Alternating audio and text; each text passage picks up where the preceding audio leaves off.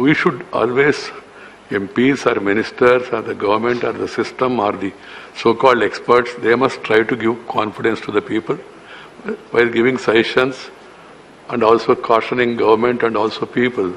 Confidence has to be given to the people because there is a talk of third wave, and people need to be assured that preparations are all on. I'm happy some of the members have given very constructive suggestions. Some have pointed out the shortcomings. Nothing wrong in that. But I appeal to all members, this side and that side, don't indulge in running commentary, making comment, sitting and commenting. If you could not control yourself, you can go out to the lobby and then make a comment there, within the lobby, not to the media, and come back. Some people cannot control themselves. That problem is there. So please do it. Honorable Minister Sri Mansukh Bhai.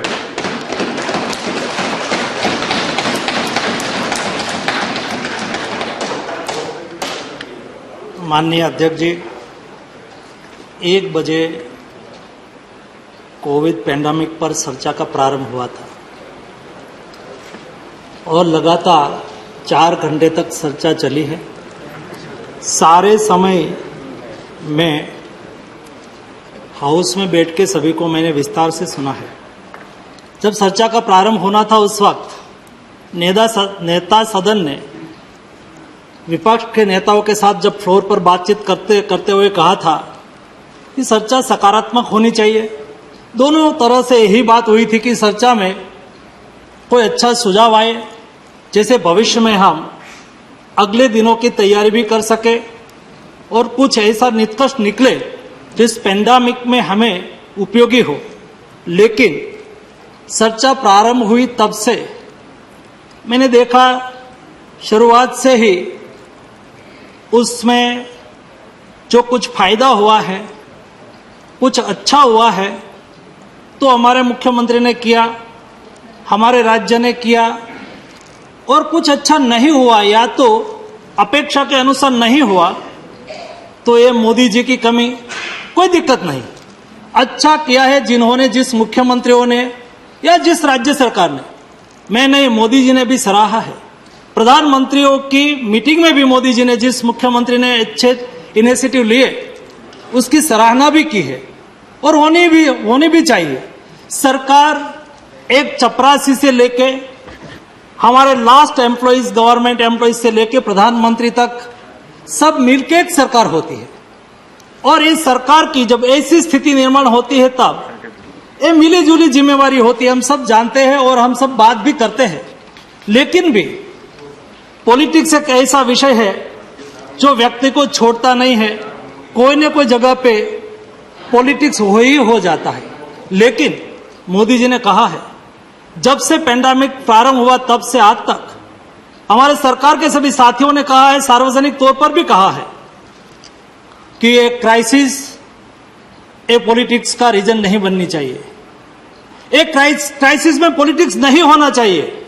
शायद सामने से हो जाए तो भी सरकार की ओर से नहीं होना चाहिए। ये बात को हमने स्वीकारा है और हमने कहा भी, मैं मेरी रिप्लाई में भी कोई जगह पे पॉलिटिक्स करने वाला नहीं हूं। मोदी जी ने कहा है कि 130 करोड़ की जनता जब एक साथ में एक कदम आगे बढ़ेगी तो देश 130 कदम आगे बढ़ सकता है। और एक क्राइसिस की स्थिति में ऐसी ही स्थिति हमें अवसर देती है जिस स्थिति में हमें साथ में मिलकर चलना होता है। और इसलिए जब तीसरी वेव की बात आती है तब क्या 130 करोड़ की जनता, सभी सरकारें, देश के आम नागरिक साथ में मिलकर तय करें कि हम देश में तीसरी वेव नहीं आने दे।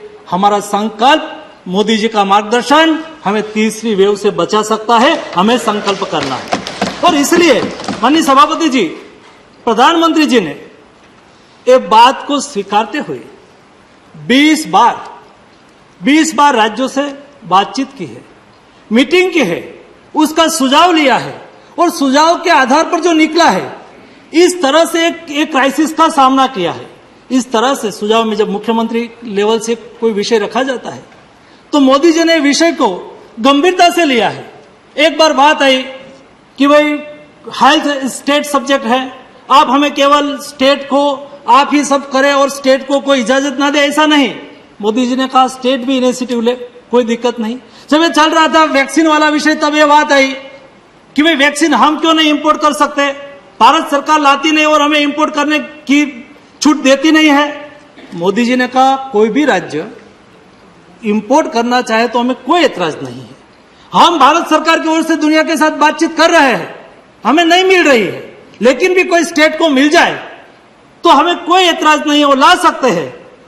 कई राज्यों ने ग्लोबल टेंडर निकाला, लेकिन कोई कंपनी यहां एक्सपोर्ट करने के लिए, इंडिया को देने के लिए आगे नहीं आई।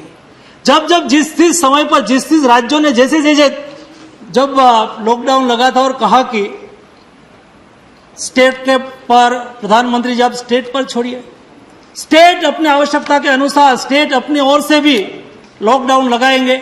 मोदी जी ने कहा कोई दिक्कत नहीं, स्टेट भी एक जिम्मेदार सरकार होती है, वो भी अपनी व्यवस्था के अनुसार वो लॉकडाउन लगाए।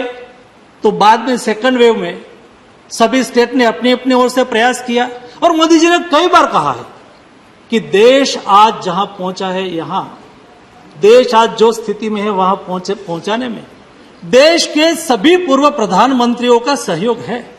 मोदी जी ने कभी ऐसा नहीं कहा है कि मैंने ही सब कुछ कर दिया है। मोदी जी ने हमेशा कहा है कि देश को बनाने के लिए हम सब लोगों को साथ में मिलकर काम करना चाहिए। और इसलिए ये जो पैंडेमिक की सिचुएशन से स्थिति है, उसमें हम अगले दिनों में साथ में मिलकर कैसे काम करें और उसके लिए क्या क्या भारत सरकार ने किया। आप लोगों ने जो यहाँ कुल मिला के प्रश्न हमारे सामने रखे, या तो आपकी बात से 25 से ज्यादा सम्मानीय सदस्यों ने अपनी बात रखी, उसमें लॉकडाउन पहले क्यों लगाया, ऐसे जल्दी नहीं लगाना चाहिए था, ये बात आई। एक ये भी बात आई कि आप मृत्यु आंक क्यों छुपा रहे हो, आप में से वैक्सीन एक्सपोर्ट क्यों कर दिया, वो नहीं करना चाहिए था। मेडिसिन की कमी हो गई, ऑक्सीजन की कमी हो गई, पॉलिसी आप बार बार क्यों चेंज कर रहे हो, थाली ताली की भी बात आ गई, बच्चों के लिए आगे की क्या व्यवस्था है वो भी बात आ गई, और तीसरी वेव की बात आई और प्रवासी मजदूरों की बात आई। इतने विषय पर आप लोगों ने खास करके, जिन्होंने उसमें से कई अच्छे सुझाव भी आए, कई लोगों ने इस विषय को लेके जैसे यहां पॉलिटिक्स किया, ऐसा बाहर भी पॉलिटिक्स करते रहे। लेकिन मैं बिंदु पर जब आपको बात एक एक विषय को लेके बात करना चाहूंगा, तब जब यहां देश में पहला केस जब दर्ज हुआ था 13 जनवरी 2020 के 13 जनवरी को जब पहला केस देश में आया, मोदी जी उससे पहले जब दुनिया में बीमारी फैलने लगी थी, तब उन्होंने हमें अलर्ट किया था कि हिंदुस्तान बहुत बड़ा देश है, 130 करोड़ की जनसंख्या है, इतनी बड़ी जनसंख्या, पॉपुलेशन डेंसिटी, और ये महामारी जो हिंदुस्तान में आ जाएगी तो हमें दिक्कत होगी, इसलिए हमें पहले से ही तैयारी करनी चाहिए। और इसलिए मैं port, shipping and waterways ministry देखता था, और उस वक्त जिस कंट्री में वायरस फैला हुआ था, इस कंट्री से वेसल्स आए तो वहां उसका स्कैनिंग करो, ऐसी सूचना हमें मिली थी। वैसे ही एयरपोर्ट एंट्री पॉइंट होता है, स्कैनिंग करो, सभी जगह पे स्कैनिंग होना स्टार्ट हो गया था। वैसे ही बॉर्डर, कई देश से हमारी छटी हुई बॉर्डर पर भी स्क्रीनिंग करने की आवश्यकता होनी चाहिए, क्योंकि वहां से भी लोग आ जा सकता है। ये सारी व्यवस्था जब देश में, दुनिया में, हिंदुस्तान में पहला केस दर्ज हुआ, तब से शुरू की गई थी। बार बार एडवाइजरी निकाली गई थी। एडवाइजरी को फॉलो करने के लिए जब हमारे यहां बात होती है कि ये नहीं किया, ये नहीं हुआ, ये नहीं किया और ये नहीं हुआ, करना किसको होता है, देश क्या होता है। जैसा आनंद शर्मा जी ने बताया कि 30 स्टेट बन के एक राष्ट्र बनता है, तब जाके एक देश बनता है। ये हमारी फेडरल डेमोक्रेसी में हमारी भारत सरकार क्या है, ये स्टेट सब्जेक्ट है, सेंट्रल सब्जेक्ट है, उसमें मैं नहीं जाना चाहता हूं। लेकिन स्टेट की कोई भी योजना का इंप्लीमेंटेशन होता है कहां और किसके लिए होता है, देश की जनता के लिए होता है, देश के 100 करोड़ की नागरिक की सुरक्षा के लिए होता है, उसके स्वास्थ्य की सुरक्षा के लिए कोई भी स्टेप हो, उसके लिए काम कर रहे थे। इसलिए कहां कौन सी स्टेट में कौन सी गवर्नमेंट है विषय नहीं होता है।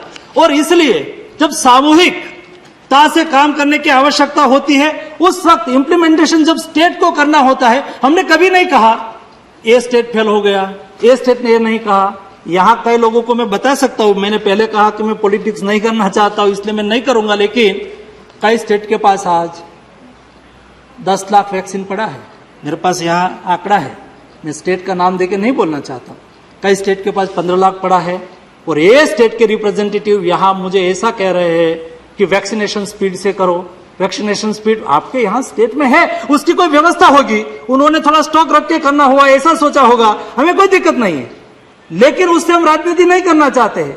व्यवस्था सुदृढ़ हो और कोरोना क्राइसिस के सामने हम अच्छी तरह से लड़ सके, देश के 130 करोड़ की जनता कोरोना से कैसे बचे, ये लक्ष्य के साथ नरेंद्र मोदी जी काम कर रहे हैं। उसमें कोई जगह पे राजनीति हमने नहीं की है।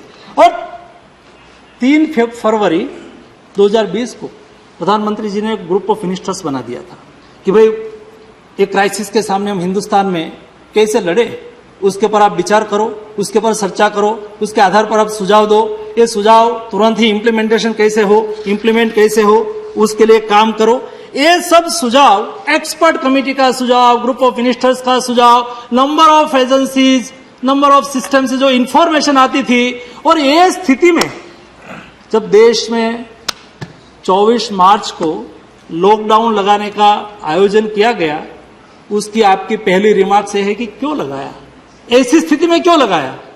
जिस तरह से दुनिया में कोरोना क्राइसिस फैल रहा था, कोरोना वायरस फैल रहा था, ये सीधा स्पीड से जो देश में स्प्रेड होना स्टार्ट हो जाए, उस वक्त कोरोना वायरस का टेस्ट कर सके ऐसी एक लेबोरेटरी हमारे पास पुणे में थी।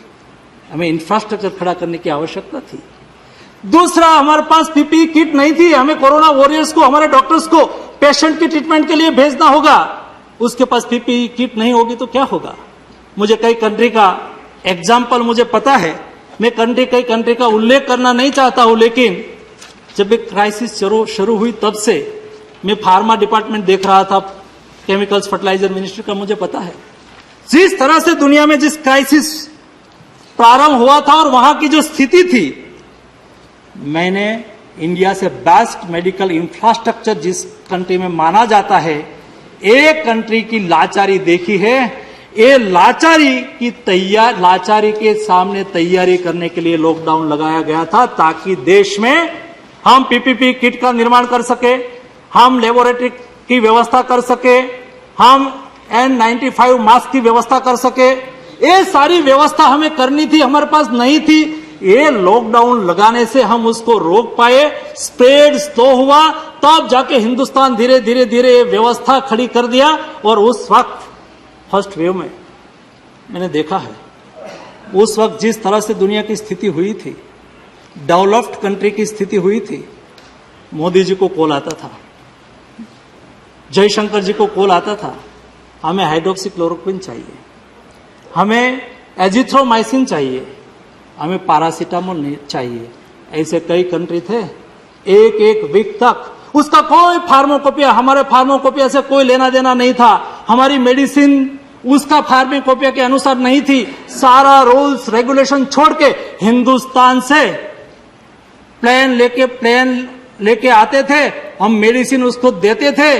इस स्थिति में हमने 123 कंट्री को मेडिसिन सप्लाई किया था, उसमें से 64 कंट्री ने, कई स्थिति हमारे लिए गौरव की भी बात होती है, हिंदुस्तान के लिए गौरव की बात है, 64 कंट्री ने भारत के प्रधानमंत्री मोदी जी को थैंक यू, कोई ने ट्वीट करके थैंक यू किया, कोई ने, किसी ने कॉल करके थैंक यू कहा। हमने ये प्राइड महसूस किया था। और इसलिए जब सेकंड वेव यहां चल रही थी, हमारे यहां कई मेडिसिन की, कई रॉ मटेरियल की डिमांड हुई थी, और जयशंकर जी ने जब विदेश अमेरिका ने कहा, तब अमेरिका के प्रेसिडेंट ने कहा कि हिंदुस्तान ने फर्स्ट वेव में हमें मदद किया था, उसको हम भूल नहीं सकते हैं। ये इसलिए आपने जो कहा ना कि वैक्सीन क्यों दे दिया, वैक्सीन हिंदुस्तान को नहीं देनी थी, लेकिन जब वैक्सीन मार्केट में आई, और उस वक्त हम क्या बोलते थे, कि क्यों ऐसा बोलते थे हम, सारी दुनिया में वैक्सीन ये पेंडेमिक का सॉल्यूशन होता है। ये लगा ये इसका नाम से है, उन्होंने ली है, ये पार्टी की है, ऐसे कमेंट करके देश को गुमराह किया गया था। और वैक्सीन की शेल्फ लाइफ 6 महीने की होती है, हम लगाए भी नहीं, हम किसी को दे भी नहीं तो बिगड़ जाएगी, तो कंपनी को हम क्या कहेंगे। इस स्थिति में हमने यहां वैक्सीन मैत्री के माध्यम से टीका हमारे पड़ोसी देश को दिया था। और हमें यह भी याद रखना होगा, हम वसुधैव कुटुंबकम की संस्कृति में मानने वाले लोग हैं। और हम जब हमारे घर में प्रवेश करते हैं तो हमारे प्रवेश द्वार पर लिखा होता है शुभ लाभ। हम लाभ की भी बात करते हैं, हम दूसरे के कल्याण की शुभ की भी बात करते हैं। हमारा भला होना चाहिए लेकिन दूसरे का भी भला होना चाहिए, ये भाव जागरूक करने वाले कोई देश में व्यक्ति हो, इसका नाम नरेंद्र मोदी है।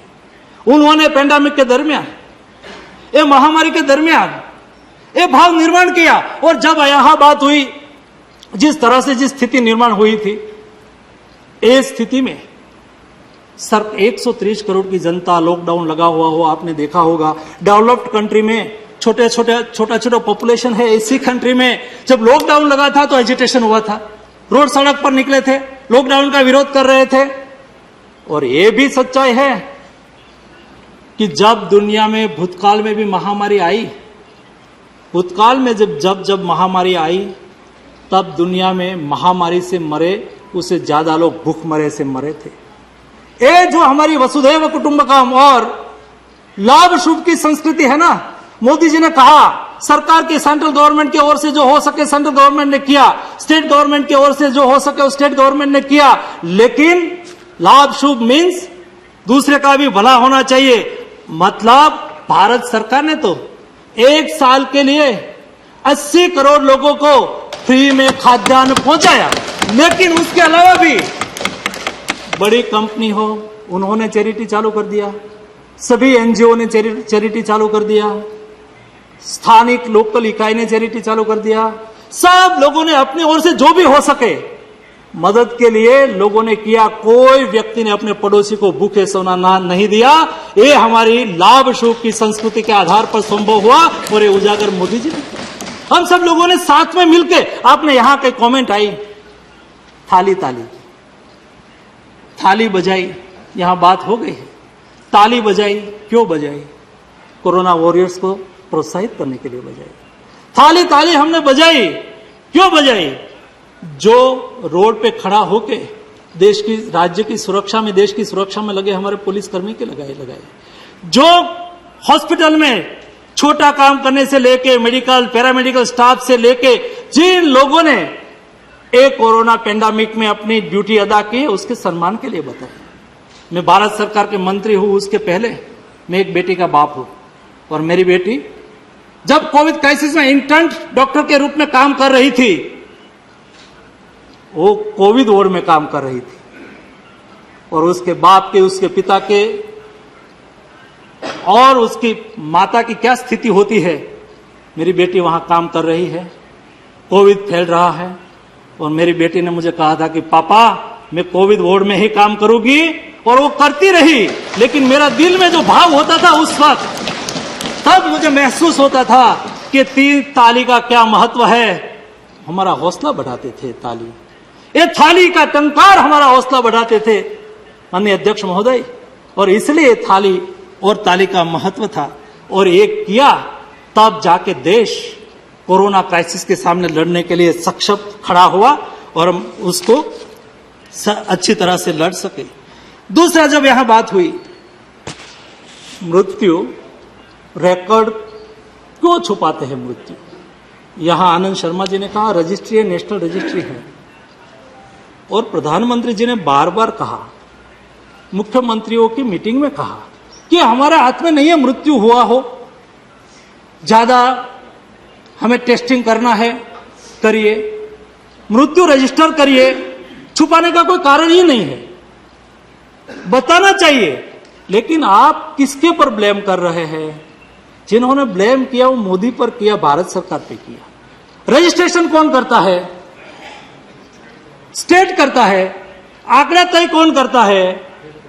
स्टेट करता है। उसको ही रजिस्ट्रेशन करना होता है, उसको डालना होता है। यहां तो किसी ने मना नहीं किया है, मोदी जी ने तो कहा कि कोई बैकलॉग है तो भी डाल दीजिए, क्यों छुपाए? और छुपाने का कारण भी क्यों है? उसके लिए कोई स्टेट से कम आंकड़ा आया तो कोई उसके लिए उसकी रिस्पॉन्सिबिलिटी फिक्स हो गई, ऐसा तो नहीं है। ये जिम्मेवारी का विषय है। लेकिन भी मैंने देखा कि यहां कई सम्मानीय सदस्यों ने कहा कि भारत सरकार आंकड़ा छुपा रही है। भारत सरकार जो स्टेट गवर्नमेंट आंकड़ा भेजती है उसको कंपाइल करके पब्लिश करती है।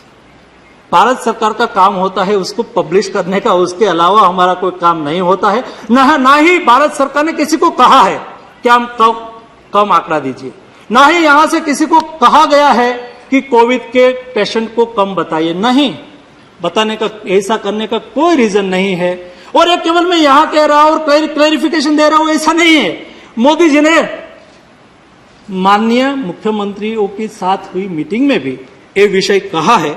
इसलिए मुझे लगता है कि ऐसे विषय उठाने से हमें कोई ज्यादा फायदा नहीं होता है। और एक यहां विषय वैक्सीन का आया है, तो जब मैं वैक्सीन की बात करूं उसके पहले मैं वैक्सीन प्रोडक्शन की बात करूं। और आपको ये मानना पड़ेगा और हमें एक गौरव भी महसूस करना होगा। ये देश में जब पैंडेमिक शुरू हुआ, लॉकडाउन लगा, मोदी जी ने सोचा कि इतनी आबादी वाला देश है और जिस देश में रिसर्च होगा तो वैक्सीन पहले तो वही ले लेंगे, जहां प्रोडक्शन होगा वो वैक्सीन स्वाभाविक तौर पर पहले ले लेंगे। तो हिंदुस्तान जैसे इतना बड़ा देश क्या किसी के भरोसे पे बैठा रहेंगे? नहीं रहना चाहिए। और इसलिए उन्होंने, मोदी जी ने तुरंत ही बायोटेक्नोलॉजी डिपार्टमेंट को कहा कि उसके पर आप काम शुरू करिए। उसके लिए एक टास्क फोर्स बनाया गया, एक कमेटी बनाई गई और कंपनियों के साथ बातचीत की गई। एक कब स्टार्ट हो गया? अप्रैल में। मार्च में लॉकडाउन लगा था, अप्रैल में बातचीत चालू हो गई।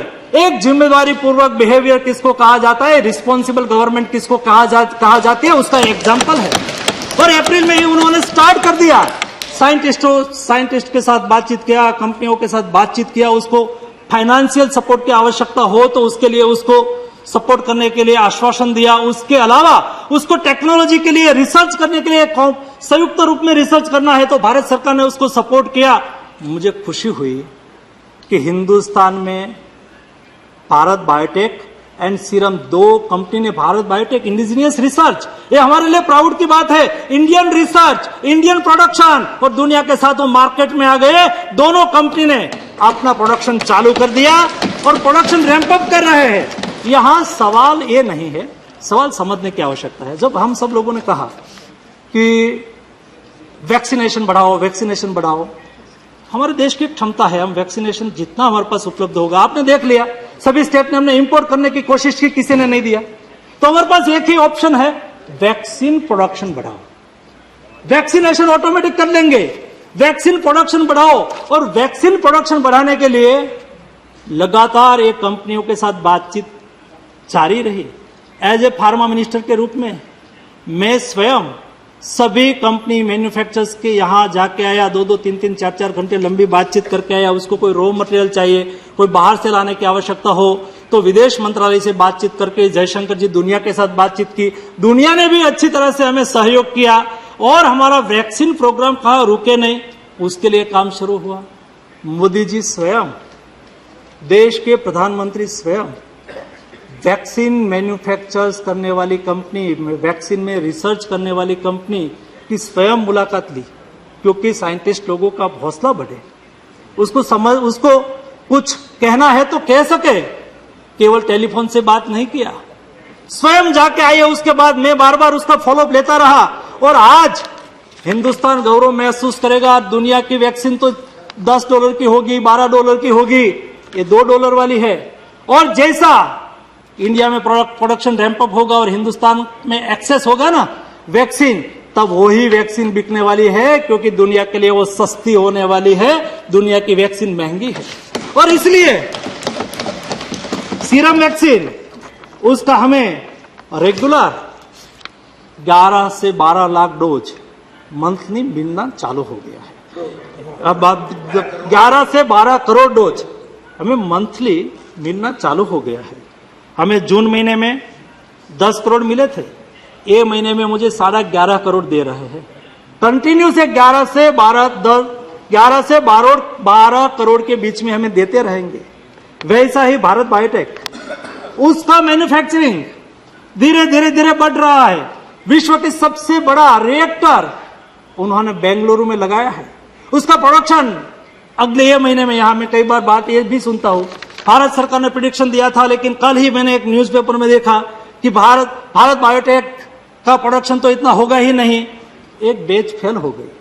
ये बायोलॉजिकल व्यवस्था है, वैक्सीन की व्यवस्था है। फेल हो गई तो उसका प्रोग्राम जिस महीने में उसको मुझे देना था 3 करोड़, वो नहीं दे पाए। हो सकता है वो अगले महीने में देंगे। इससे हमारा प्रोग्राम को इफेक्ट नहीं होने वाली है। लेकिन जिस तरह से भारत बायोटेक उसके साइंटिस्ट में जाके मिला, मुझे गौरव हुआ जिस तरह से वो मेहनत कर रहे हैं। वो देश की वैक्सीन की रिक्वायरमेंट को पूरी करने में बहुत बड़ा सहयोग करेगा। उसका प्रोडक्शन आज हमें जुलाई महीने में 2.5 करोड़ मिलेंगे, अगस्त महीने में वो 3.5 करोड़ की रफ्तार से हमें देना शुरू कर देंगे। उसके अलावा कई लोग बार बात करते थे और यहां भी बात हुई कि वैक्सीन सभी को बना प्रोडक्शन देने की मंजूरी दे देनी चाहिए। वैक्सीन प्रोडक्शन है, वो सभी नहीं कर सकते हैं। मेडिसिन मैन्युफैक्चर्स करने वाले लोग वैक्सीन मैन्युफैक्चरिंग कर देंगे, ऐसा नहीं होता है। उसके लिए 3G लैब चाहिए, उसका एक टाइप का इंफ्रास्ट्रक्चर चाहिए। जब आज हम प्रारंभ करेंगे वैक्सीन बनाना है, ऐसा मैं आज तय करूं और मेरे पास शायद इंफ्रास्ट्रक्चर रेडी हो तो भी प्रोडक्शन में आने में 1 साल लग जाती है, 1 ईयर लग जाता है। दूसरा, जिसके पास इस टाइप का इंफ्रास्ट्रक्चर है, ऐसी सभी कंपनी को हमने भारत बायोटेक के साथ बिठाया। हमने कहा कि आप उसको टेक्नोलॉजी ट्रांसफर करो, अब उसको मदद करो, ये देश की रिक्वायरमेंट है। भारत बायोटेक ने कहा कोई दिक्कत नहीं है और हमारे PSU भी उसमें लग गए। इंडियन इम्यूनोलॉजी लिमिटेड, महाराष्ट्र के हफकिन, बिपकोल, गुजरात की हेस्टर, ये सभी कंपनी को आज टेक्नोलॉजी ट्रांसफर हो रही है।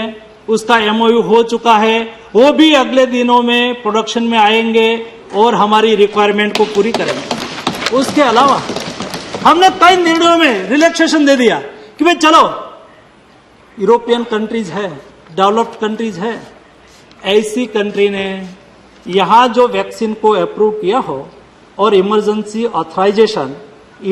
यूज ऑथराइजेशन दिया हो, उसको इंडिया में ट्रायल करने की आवश्यकता नहीं। वो वहां ट्रायल किया गया है, उसको हम ट्रायल मान लेंगे। ऐसा करके देश की रिक्वायरमेंट को पूरी करने के लिए हमने उसको रिलैक्सेशन दे दिया।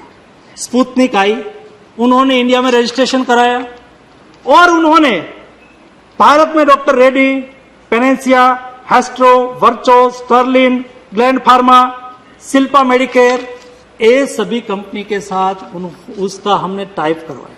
ये आपकी ओर से यहां मैन्युफैक्चरिंग करेंगे और वो भी अपना प्रोडक्शन हिंदुस्तान में अभी उन्होंने देना शुरू किया है। अभी वहां से बल्क में लाते हैं, यहां फिनिश करते हैं और सप्लाई शुरू की है।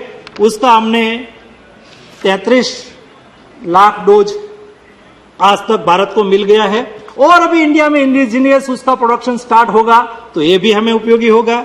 एक मुझे देश की गौरव की बात ये भी बतानी है। आज ये सदन के माध्यम से देश के कोटि कोटि साइंटिस्ट और युवा लोग इस सदन के बैच को देखते होंगे। आज कैडिला जाइडस ने डीएनए वैक्सीन के लिए इमरजेंसी यूज ऑथराइजेशन के लिए उन्होंने 3rd ट्रायल पूरा कर लिया और DGCI में इमरजेंसी यूज ऑथराइजेशन के लिए अप्लाई हो गया है। हमारी एक्सपर्ट टीम उसको देख रही है, उसको स्क्रूटिनी कर रही है और ये मार्केट में आ जाएंगे तो हिंदुस्तान एक इकलौता कंट्री होगा जिस कंट्री के साइंटिस्टों ने डीएनए वैक्सीन बनाया हो। एक गौरव हिंदुस्तान को प्राप्त होना है, ये हमारे लिए बहुत बड़ी गौरव की बात है। उसके अलावा देश में जाइडस का 3 फेज खत्म हो गया। बायोलॉजिकल इवेंट्स हमारी हैदराबाद की कंपनी है, उन्होंने वैक्सीन बनाया है, उसका 3rd ट्रायल चल रहा है, वो भी अच्छी तरह से। अपेक्षा है कि सितंबर अक्टूबर में वो मार्केट में आ जाएंगे और 7.5 करोड़ डोज के साथ वो मार्केट में आएंगे। भारत सरकार ने उसको फाइनेंशियल सपोर्ट भी दिया है। क्या प्रोडक्शन करिए, हम आपको एडवांस पैसा देते हैं, बाद में पैसा डोज हम जब आपसे खरीदेंगे तब हम उसको सर्वर कर देंगे। तो ये 7.5 करोड़ डोज प्रति माह लेके अगले दिनों में मार्केट में आने वाले हैं और भारत बायोटेक की ओर से एक नेशनल वैक्सीन नोज में 2 ड्रॉप डाला जाए, उसकी भी ट्रायल बहुत सफलता से चल रही है। हिंदुस्तान ने वैक्सीन सेक्टर में जो काम किया है वो अभूतपूर्व काम है, देश के लिए सराहनीय कार्य है और अगले दिनों में हिंदुस्तान को इज्जत देने वाला काम होकर रहेंगे। उसके आधार पर हम कहते थे कि दिसंबर के पहले हम देश के नागरिकों को जो 18 एबो के हमारे लोग हैं उसको हम वैक्सीनेट कर देंगे। सवाल उठाने की कोई आवश्यकता नहीं है, भरोसा करना है देश के साइंटिस्ट के पर। सवाल सरकार तो वहां से जो बोलती हमें कहते हैं उसके आधार पर मैं आपके सामने रिपोर्ट करता हूं।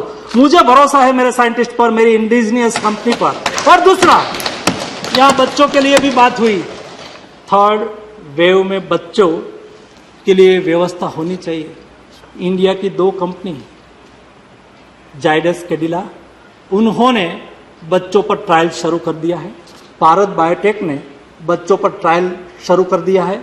मुझे इनफॉर्मल जो इंफॉर्मेशन मिली है, मैं उसके साथ टच में रहता हूं, अच्छी तरह से सक्सेसफुली ट्रायल चल रही है। हम अपेक्षा करते हैं कि उसकी ट्रायल सक्सेस रहे और देश के बच्चों को भी टीका लगे। इस दिशा में हम गति से काम कर रहे हैं। और ये बात हुई कुल मिला के वैक्सीन प्रोडक्शन की। अभी बात आती है वैक्सीनेशन की। जब मैं वैक्सीनेशन की बात कर रहा हूं तो यहां वैक्सीनेशन के संदर्भ में भी माननीय चेयरमैन साहब, मेरा थोड़ा लंबा चलेगा लेकिन इंफॉर्मेशन बहुत मिलेगी तो सभी लोगों को उससे फायदा भी होगा। तो देश में जो वैक्सीनेशन प्रोग्राम हमारा चल रहा है उसको पहले तय किया था कि हम वैक्सीन सबसे पहले हमारे हेल्थ केयर वर्कर को दे। उसके बाद 2nd फेज हमने शुरू किया 2 फरवरी को, उसमें हमने फ्रंट लाइनर को तय किया। उसके बाद हमने 60 एबो को तय किया। 1 अप्रैल से हमने 45 एबो को तय किया। और लास्ट में सभी का सुझाव था, कई स्टेट वो भी बोलते थे कि 60 एबो को ही क्यों, उसके नीचे क्यों, उसके छोटे कम उम्र वाले को क्यों नहीं। ये भी माननीय मुख्यमंत्री श्री की मीटिंग से ही निकला हुआ विषय है कि भाई सभी को ओपन करो। धीरे धीरे क्रमशः आते सब लोगों को 18 एबो को अभी वैक्सीनेशन अच्छी तरह से स्टार्ट हो चुका है और वो आगे बढ़ता रहेगा।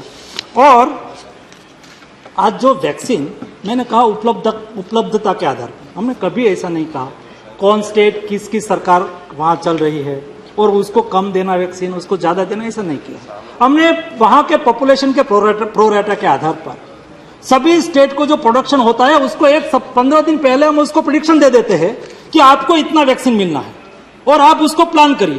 प्लान करना स्टेट की जिम्मेवारी बन जाती है, कितना उसको काउंटर खोलना है। हमने बोल दिया कि इतना मिलेंगे। कई जगह पे क्या होता है, वैक्सीन आया और ज्यादा काउंटर खोल दिया और एक काउंटर पर, एक सेंटर पर 200 डोज मिला और आपने बोला लिया 400 को 600 को, तो स्वाभाविक तौर पर वैक्सीन नहीं है इसी बूम उठती है। मेरा आग्रह है कि वैक्सीन पर कृपया कोई राजनीति ना करें। हमारा मन बहुत ओपन है, सभी को वैक्सीनेट करना है। आज पर डे 50 लाख की गति से पिछले वीक से वैक्सीनेशन स्टार्ट होना शुरू हो गया है। और आपने देखा होगा जिस तरह से मैं आपको दिखा रहा हूं उसको देखते हुए अगले महीने में मुझे 18 करोड़ डोज मिलना है। 18 करोड़ डोज मिलेंगे तो मैं 60 लाख करूंगा। उसके बाद मुझे 25 करोड़ मिलना है तो 75 लाख पर डे करेंगे। ऐसा जैसा डोज उपलब्ध होते जाएंगे ऐसा वैक्सीनेशन प्रोग्राम आगे बढ़ता जाएगा। हमारी सब लोगों की जिम्मेवारी है कि हम साथ में मिलके उसके लिए काम करें। और इसलिए आज हिंदुस्तान, ये तो सही है, दुनिया में सबसे ज्यादा वैक्सीनेशन करने वाला देश बना है। देश बड़ा है, ये भी बात सही है कि परसेंटेज में हम देखें तो कम है, क्योंकि देश भी बड़ा है, वो भी हमें मानना होगा। दूसरा, आम दुनिया की कभी प्रशंसा करते हैं, हमारे पहले जिन्होंने वैक्सीनेशन चालू कर दिया और सारा संसाधन लगा दिया और 3rd वेव वहां चल रहा है, तो भी एक कंट्री की क्या हालत है देखिए। इंडिया ने लगाया है आज सुबह तक 41 करोड़ 20 लाख, यूनाइटेड स्टेट ने लगाया है 33 करोड़ 33 करोड़ 80 लाख, ब्राजील ने लगाया है, मैं वही बोल रहा हूं अब्रो जी, मैं वही बोल रहा हूं कि ये टीका की उपलब्धता, दूसरा देश की आबादी। यहां आबादी कम है लेकिन वो संसाधन तो उसके पास ज्यादा है ना। मशीनरी तो उसके वो डेवलप्ड कंट्री माने जाते हैं ना, तो ये लोग भी कितना लगा सके हैं। Germany 8 crore 60 lakh, United kingdom 8 crore 30 lakh, Japan 7 crore, France 6 crore 3 lakh और टर्की 6 करोड़। हमने देश दुनिया में सबसे ज्यादा टीका लगाने वाला देश हम बने हैं, ये भी हमारे लिए गौरव की बात है। और टीका में जैसे जैसे बढ़ता गया प्रोडक्शन, ऐसे पहले 10 करोड़ हुआ था, 85 डेज लगे थे, 85 डेज में हम 10 करोड़ लगा पाए थे। लेकिन 55 डेज में, बाद में 29 डेज में हमने 20 करोड़ लगाया और 55 डेज में हमने 10 करोड़ लगाया। 20 करोड़ लगाने में हमें 29 डेज लगा और 24 डेज में, पिछले 24 दिन में हमने 10 करोड़ टीका लगाया है। और ऐसे पर 10 करोड़ टीके से हमारी संख्या आगे बढ़ती जाएगी और हमारी प्रोडक्शन जैसे जैसे रैंप अप होगा वैसे वैसे हमारा प्रोडक्शन बढ़ता, हमारा वैक्सीनेशन बढ़ता जाएगा।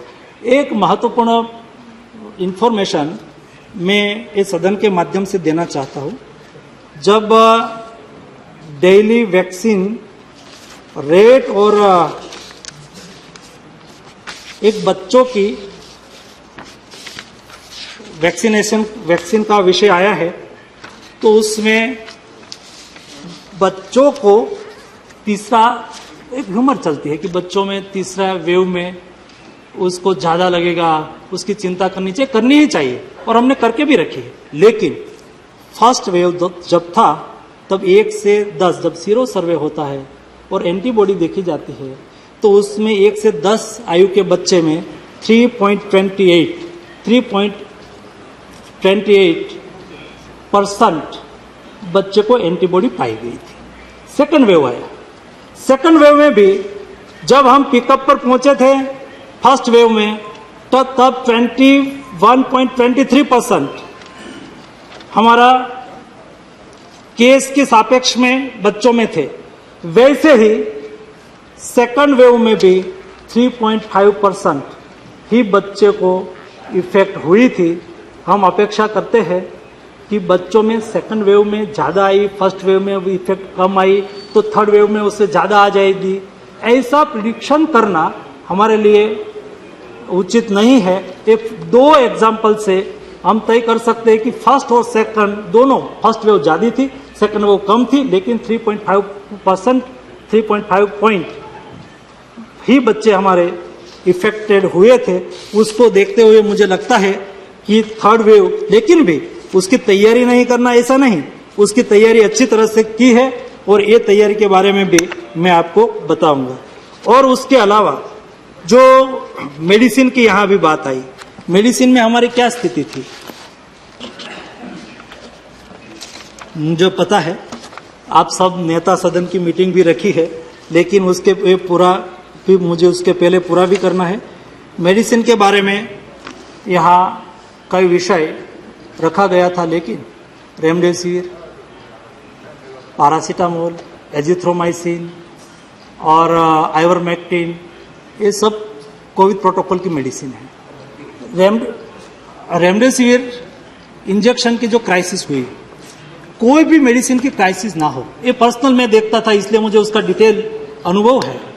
उसका प्रोडक्शन कैसे बढ़ाना, जब जिस दिन सेकंड वेव स्टार्ट हुआ और उस वक्त हमने सभी कंपनी को पूछा पहले कि आपकी क्या स्थिति है, प्रोडक्शन क्षमता क्या है, तो उन्होंने कहा कि हमारी प्रोडक्शन क्षमता पर डे 30,000 फाइल हम बना सकते हैं, इतना हमारे पास मटेरियल है, इतनी हमारी व्यवस्था है। मैंने कहा कि आप कितना बढ़ा सकते हैं, अगले दिनों में हमारी रिक्वायरमेंट बहुत बढ़ेगी। उन्होंने कहा कि आप प्रोक्योर कर लेंगे, हमने कहा कि हाँ सरकार प्रोक्योर कर लेगी, आप प्रोडक्शन बढ़ाने की तैयारी करो। उन्होंने कहा कि एक बीडीसी करके एक उसमें रॉ मटेरियल आता है, वो गिलियड कंपनी देगी तो होगा। मैंने जयशंकर जी को कहा कि आप गिलियड कंपनी से बात करो, बीडीसी रॉ मटेरियल हमारी कंपनी को दे तो आप प्रोडक्शन बढ़ा सकते हो। उन्होंने कहा हाँ प्रोडक्शन हम बढ़ा सकते हैं। ये बात हुई 1 अप्रैल से 5 अप्रैल के बीच की, और मुझे बताते हुए खुशी है 13 अप्रैल आई तब, उसके पहले जब मैंने प्रारंभ किया तब देश में केवल 20 प्लांट था, जो रेमडेसिविर बनाता था। और 13 अप्रैल को 62 प्लांट थे, रेमडेसिविर बनाते थे और उसकी प्रोडक्शन क्षमता पर डे 3.5 से 4 लाख तक आप पहुंची थी। जितनी कोशिश हो हमसे हो सकी इतनी कोशिश हमने की, ईमानदारी से कोशिश की। प्रधानमंत्री जी ने हमें कहा कि देश के नागरिकों को मेडिसिन मिले उसके लिए प्रयास करो, कोई कमी नहीं रहनी चाहिए। और एक घटना से दूसरी घटना बनी। जब ज्यादा हम रेमडेसिविर या तो स्टीरॉइड का हम यूज कर लेते हैं और जब लॉन्ग टाइम हम मेडिसिन लेते हैं तो हमारी इम्यूनिटी खत्म होती है, या तो जिसकी इम्यूनिटी डाउन हो जाती है तो फंगस, ब्लैक फंगस का डिसीज शुरू हो जाता है। तो फिर 1 में सूरत से मुझे सूचना मिली कि एक ब्लैक फंगस का केस आया है। तो मैंने तुरंत ही देश में मैपिंग किया कि देश में एम्फोटेरिसिन बी का प्रोडक्शन कौन कर रहा है। तो पता चला कि 5 कंपनी कर रही है और उसकी प्रोडक्शन कैपेसिटी कितनी है। तो उसकी प्रोडक्शन कैपेसिटी बहुत कम थी, महीने लाख से 1.5 लाख वाइल बनाने की 5 कंपनी की इकट्ठा करके थी। और देश में म्यूकरमाइकोसिस का केस, यहाँ डॉक्टर है उसको पता होगा, वो सालाना केवल 3 से 4 हजार आते थे और केस बढ़ने लगा अप्रैल मई महीने में और बढ़ के आज 44,000 तक पहुंच गया। 44,000 तक केस आज, स्टिल टुडे 44,000 केस म्यूकरमाइकोसिस का। उसके लिए एम्फोटेरिसिन बी चाहिए। एम्फोटेरिसिन बी इंजेक्शन, उसकी प्राइस भी महंगी और लगाना भी ज्यादा पड़ता है, 50 से 100 से 150 तक लगाना पड़ता है, खर्च भी बहुत होता है। ऐसी स्थिति में सभी राज्यों के साथ बातचीत करके गवर्नमेंट व्यवस्था को क्रिएट करके एक पोर्टल खड़ा करके कौन से हॉस्पिटल में कितने मरीज है, ये सारी इंफॉर्मेशन एक पोर्टल पर लाए और एक पोर्टल पर ला के सारी दुनिया में, आपने जो यहाँ कहा ना क्यों आप एक्सपोर्ट करते हैं, क्यों ये नहीं करते, इसलिए करना पड़ता है। सब दुनिया के साथ एक ग्लोबलाइजेशन के जमाने में दुनिया से संपर्क रखना पड़ता है, म्यूचुअल हमारी आवश्यकता होती है सभी से। हमारे पास एम्फोटेरिसिन नहीं थे और ऐसी स्थिति में दुनिया ने हमें मदद किया, कहा कि हिंदुस्तान हमारे साथ खड़ा रहा था और जहां जहां मेडिसिन पड़ी थी सब लोगों ने हिंदुस्तान को भेजी। 13 लाख वाइल इंपोर्ट किया और यहाँ नया 5 प्लांट को कहा आइए आप बनाइए, हम सहयोग करते, तुरंत ही उसको मंजूरी दी। 10 प्लांट ने यहाँ बनाना शुरू किया। हमने 13 लाख वाइल इंपोर्ट किया और दोनों संयुक्त करके देश में एम्फोटेरिसिन इंजेक्शन की कमी ना रहे उसके लिए हमने भरपूर कोशिश की। लेकिन भी मैं मानता हूं कई लोगों को नहीं भी मिली होगी, टाइम पे नहीं भी मिली होगी, क्योंकि कोशिश जो सरकार से हो सकता है, सरकार जो कर सकती है, ये सर्वोच्च करने की कोशिश की। क्योंकि देश की 130 करोड़ की जनता के प्रति मोदी सरकार की रिस्पॉन्सिबिलिटी हम कैसे व्यक्त करें, ये जिम्मेवारी है और जिम्मेवारी के साथ हमने काम किया है। वैसा ही ऑक्सीजन के बारे में यहाँ बात आ गई है, मुझे नहीं बताना है ज्यादा, लेकिन ऑक्सीजन के संदर्भ में जो काम हुआ, कितना ऑक्सीजन देश में आवश्यकता होती थी। देश का प्रोडक्शन ही 4 से 5 हजार मेट्रिक टन का था इंडस्ट्रियल, और उसमें मेडिकल ऑक्सीजन तो केवल 1100 से 1200, 700 से 900 टन जितना ही था। लेकिन ऐसी स्थिति में हमें उसको बढ़ाना था और उसको बढ़ा के हमें वहां ले जाना था जो हमारी आवश्यकता को हम पूरा कर सके। और देश में जो एकाएक हमारी डिमांड बढ़ी उसको हम कैसे पूरी करें। तो ये पूरी करने के लिए हमने भरपूर, आपने देखा होगा, कभी मुझे उसमें से कभी किसी ने जो थोड़ी सी सराहना की होती तो मुझे अच्छा लगता। प्रोडक्शन भी बढ़ाना था, हमारे पास न था नहीं। चलो हमने इंडस्ट्रीज को कहा कि आप 2 गवर्नमेंट इंडस्ट्रीज थी, हमारी स्टील इंडस्ट्रीज थी, सभी के पास जो प्लांट था हमने उसको बोल दिया कि आप इंडस्ट्रीज के लिए यूज नहीं करो। देश की जनता की जीव बचाना हमारी प्राथमिकता है, लाइफ इज अ फर्स्ट, और इसके लिए उसको काम पे लगा दिया। लेकिन उसके लिए लॉजिस्टिक चाहिए, उसको ट्रांसपोर्टेशन की व्यवस्था चाहिए, क्योंकि हमारे पास टैंकर भी की लिमिटेशन होती है, ऑक्सीजन, लिक्विड ऑक्सीजन टैंकर, उसको भी बढ़ाना था। उसको बढ़ाने के लिए हम काम पे लगे, इंडिया में थे, बाहर से भी मंगाने की कोशिश की। पीयूष भाई ने ट्रेन चलाई, ट्रेन के माध्यम से हमने यहाँ से टैंकर भेजे, लास्ट माइल तक कनेक्टिविटी सुनिश्चित करने की कोशिश की और एयरफोर्स के प्लेन लगाए, समय ज्यादा न लगे।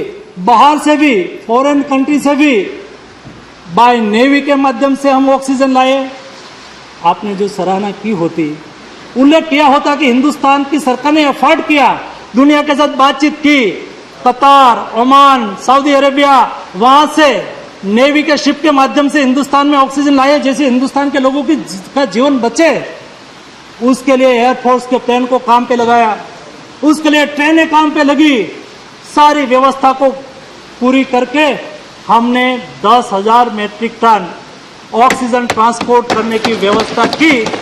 ये छोटी बात नहीं है। और दुनिया में जो मैं उल्लेख नहीं करना चाहता हूँ कई कंट्री का, यहाँ नाम लेना मुझे उचित नहीं लगता है, मैंने बहुत नजदीकी से देखा है कैसी अव्यवस्था हो चुकी थी, कैसे लास्ट में उसके नागरिक के अकाउंट में पैसा जमा करा दिया, एम्बुलेंस को कॉल करते थे, एम्बुलेंस नहीं आती थी, ऐसी कई कंट्री में हालत हो गई थी। हिंदुस्तान ने ऐसा नहीं होने दिया। लेकिन भी मैं मानता हूं कि अभी बहुत कुछ करने की आवश्यकता थी और हमें बहुत कुछ करना है अगले दिनों में उसके लिए हमें बहुत कुछ करना है और साथ में मिलकर करना है। हम संयुक्त एफर्ट से काम करेंगे। आपने कहा कि उसकी और तैयारी क्या होनी चाहिए। आनंद शर्मा जी ने कहा कि आप पीएसए ऑक्सीजन प्लांट, हाँ, आपने मुझे पूछा कि उसका विवरण आपको देना चाहिए, मैं दे देता हूं।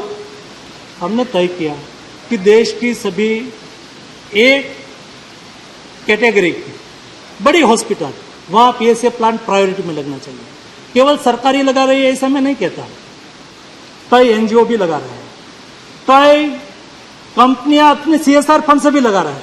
मैं पोर्ट मिनिस्टर था तो मेरे कई पोर्ट के माध्यम से मैं सीएसआर से इस डिस्ट्रिक्ट में लगा रहा था। ऐसे ही ओएनजीसी भी लगा रही है, ऐसे कोयला कंपनी भी लगा रही है, ऐसे कई भी लोग, स्टेट गवर्नमेंट भी लगा रही है। लेकिन भारत सरकार ने 1573 प्लांट हम लोगों ने लगाने के लिए कार्यक्रम बनाया। उसमें से 316 प्लांट आज के दिन में कमीशन हो गया है और 31 जुलाई और अगस्त एंड में हम सारे प्लांट लगा देंगे। उसके लिए हमने डिजिटल प्लेटफॉर्म तैयार किया है। Day to day geo tagging करके हम फॉलोअप ले रहे हैं। मैं आपके माध्यम से सभी स्टेट को भी आग्रह करना चाहता हूं कि लग रहा है आपके हॉस्पिटल में, आप भी निगरानी करिए। आपके लोकसभा क्षेत्र में या तो आप जिस क्षेत्र से आते हैं वहां भी लगता है, आप जाके कई बार उसकी मुलाकात लेके आइए, कैसा काम चल रहा है, उसका हौसला बढ़ेगा और हमें सेटिस्फेक्शन होगा कि काम अच्छी तरह से हो रहा है और उसका लाभ भी अगले दिनों में देश को होना है। और ऑक्सीजन सिलेंडर के लिए भी व्यवस्था हो रही है। 4,04,02,000 ऑक्सीजन सिलेंडर हमने देने के लिए काम चालू किया है। उसमें 1,14,000 सिलेंडर आज स्टेट को पहुंचाया भी गया है। वैसे ही वेंटिलेटर स्टेट को दिया गया है। 56,000 वेंटिलेटर आज तक भारत सरकार ने स्टेट को दिया है। मैं कमेंट नहीं करना चाहता हूं। कई स्टेट क्राइसिस चल रही थी, तो क्राइसिस के समय में आप लोगों ने देखा होगा कई स्टेट की ओर से कमेंट आती थी कि वेंटिलेटर चल नहीं रहा है। अरे भाई, 1 साल पहले हमने भेजा था आपको, 1.5 साल पहले भेजा था, एक बार खोल के देख लेना चाहिए था। एक बार खोल के देख तो लेना चाहिए था। ऐसा कहते हैं आप, ऐसा नहीं हो तो अच्छा है। वैसा ही वेंटिलेटर उपलब्ध हो, उसके लिए हमने कोशिश की। सारी ओर से हमने PSA plant, oxygen plant, oxygen concentrator भी 1 लाख स्टेट को आज के दिन में उपलब्ध कराया है और हम अगले दिनों में करवा रहे हैं। मेरा सभी को आग्रह है कि अगले दिनों में हम सब लोग साथ में मिलके तीसरे वेव की यहाँ बात हुई, उसके लिए क्या तैयारी हुई है, उसकी बात करके मैं मेरी बात खत्म करूंगा। मोदी जी ने भविष्य में, अभी मैं बोल रहा हूँ डायरेक्ट जी, आपका क्वेश्चन का भी रिप्लाई करूंगा, लेकिन अभी मैं बोल रहा हूँ। ओके, वो सुझाव तो मानूंगा ही। हाँ, प्रेजेंटेशन तो सर्कुल डायरेक्ट जी सुझाव भी लेंगे और सभी पार्टी के नेता की मीटिंग प्रधानमंत्री जी ने बोला ये एमपी को भी भेजेंगे, एमपी को भेज देंगे। लेकिन लास्ट में हमने जो सीखने के लिए सेकंड वेव से मिला, सेकंड वेव में हमें जो सीखा, आपने कहा कि हमें कुछ सीखना भी चाहिए और अच्छा करना चाहिए। अच्छा करने के लिए जो उस सेकंड वेव से हमें सीख मिली, भविष्य में हमें ऐसी नौबत ना आए या तो उसको अच्छी तरह से दुरुस्त कर सके, इसके लिए हमने 23,000 करोड़ का package, Covid management response package declare किया। ये पैकेज में क्या क्या कंपोनेंट है? पेडियाट्रिक बेड बनाना है, अभी डिस्ट्रिक्ट हमारे हॉस्पिटल में पेडियाट्रिक के लिए अलग से वार्ड बनाना, उसके लिए आईसीयू वार्ड बनाना, उसके लिए वेंटिलेटर का प्रबंध करना। हर डिस्ट्रिक्ट पर कोई भी जगह पे मेडिसिन की क्राइसिस ना हो, दिक्कत ना रहे, इसलिए डिस्ट्रिक्ट लेवल पर वो बफर स्टॉक रखे, उसकी व्यवस्था उसमें की गई है। सभी डिस्ट्रिक्ट को उसके लिए पैसा दिया जाएगा। 2,44,000 बेड बनाया जाएगा। हर ब्लॉक में एक एम्बुलेंस अभी से ले लेना है 9 महीने तक। 9 महीने में 23,000 करोड़ रुपीस का खर्च करना है और एम्बुलेंस आपके तैयार ही रहे, शायद आवश्यकता हो तो उसका उपयोग करे। कम्युनिटी हॉस्पिटल उसमें से तैयार करना है। जो हमारे मेडिकल स्टूडेंट है, पैरामेडिकल स्टूडेंट है, उसको अभी से ही हायर कर लो, उसको रिस्पेक्टेड सैलरी देके उसको भी उसमें वो काम में लगे और भविष्य में हमें जो केस बढ़े तो उसका उपयोग हो सके और उसमें टेलीमेडिसिन का उपयोग हो, डिजिटल प्लेटफॉर्म का उपयोग हो के कंसल्टेशन हो सके। Paediatric state of excellence centre her state में एक बनाने के लिए भी उसमें प्रावधान किया है। ऐसे कोई ऐसी महामारी आगे बढ़ जाए और बच्चों में आ जाए तो उसको स्टेट लेवल से डिस्ट्रिक्ट हॉस्पिटल तक और नीचे लेवल तक अच्छी तरह से उसकी ट्रीटमेंट प्रोटोकॉल, उसके संदर्भ में उसको इंफॉर्मेशन मिले, उसको यहाँ से दिखाया जाए, समझाया जाए, उसके लिए भी उसमें व्यवस्था रखी गई है। कुल मिला के जो हमने भविष्य में ये आपदा आगे बढ़े तो उसको कैसे संभालना है, उसके लिए 23,000 करोड़ का पैकेज के माध्यम से राज्य सरकार के साथ भागीदारी बना के उसके सुझाव के आधार पर हमने ये पैकेज डिक्लेयर किया है। और मुझे विश्वास है, मैं कल ही उसका रिव्यू ले रहा था, सभी स्टेट को बोला गया है कि आप स्टेट का प्लान बना के हमें भेजिए, क्या क्या आपको करना है वो भी उसको एडवाइजरी दी गई है और उसके आधार पर वो हमें प्लान भेज देंगे और हम तुरंत ही पैसा स्टेट के अकाउंट में जमा करवा देंगे, जैसे कि अगले दिनों की हम अच्छी तरह से तैयारी कर सके। आप सब लोगों ने अपना जो सुझाव दिया, आप सब लोगों ने हमें जो मार्गदर्शन दिया, उसके आधार पर मैं लास्ट में इतना एक संस्कृत में भागवत गीता का एक श्लोक आपके सामने रख के मेरी बात खत्म करूंगा। अधिष्ठानम तथा कर्ता करणम च पृथ्वीधम विविधायाश्च पृथकेष्ठा देव्यम चेवात्र पज्यचम। यानी कि शरीर, कर्म, मन और भाव से जो हम साथ में मिलकर प्रयास करेंगे तो कोई तीसरी लहर नहीं आएगी, हम सफल ही रहेंगे और सफलता के लिए हम सब समूह में कार्य करेंगे। धन्यवाद।